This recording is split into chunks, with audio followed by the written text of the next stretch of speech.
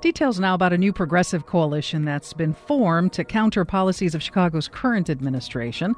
The group United Working Families, comprised of community and labor groups, including Action Now, the Chicago Teachers Union, and Grassroots Illinois Action, says it will represent more than 100,000 members in Chicago.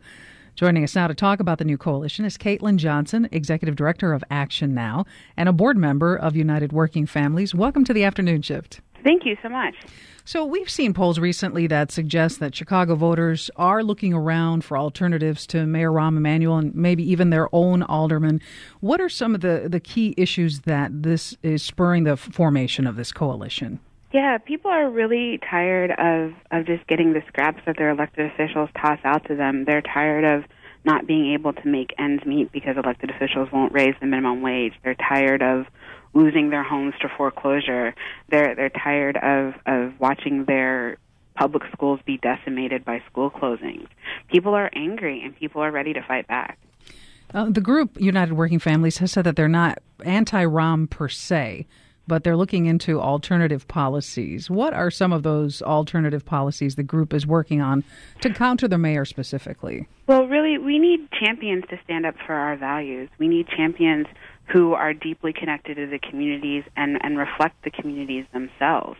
And so our values are really come from that place of, what's going on in Englewood, what's going on in North Lawndale, and being able to move an agenda that builds policies that change the daily lives of people in those communities, that raise the minimum wage, that have an elected representative school board, things that we need in our communities. We really need our elected officials to stand up for.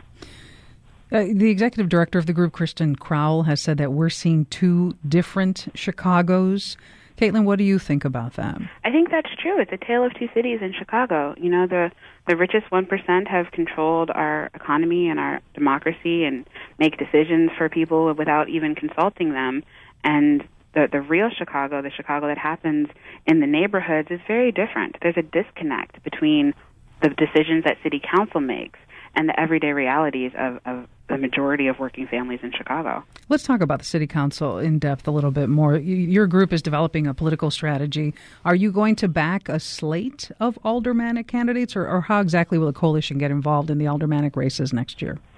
So really, we've already started to identify and interview people who are considering to run for aldermanic office, and we will recruit, train, and support candidates who champion our agenda and who are not afraid to take on the powers that be and actually stand up for working families.